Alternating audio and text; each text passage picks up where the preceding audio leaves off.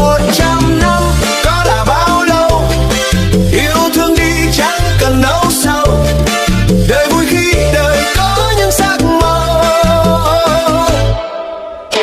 Ai ơi thương nhau giữa dòng đời trôi, nắng tươi như tiếng cười em, trăng nghiêng soi tóc em dài, đời như khúc hát chẳng cần lý do.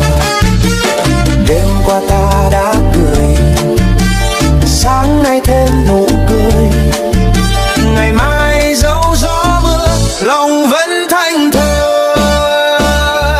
100 năm cũng vừa đủ thôi, hát vang lên giữa cuộc đời, đôi chân xoay vòng quanh ta như say men rượu, yêu thương gieo thành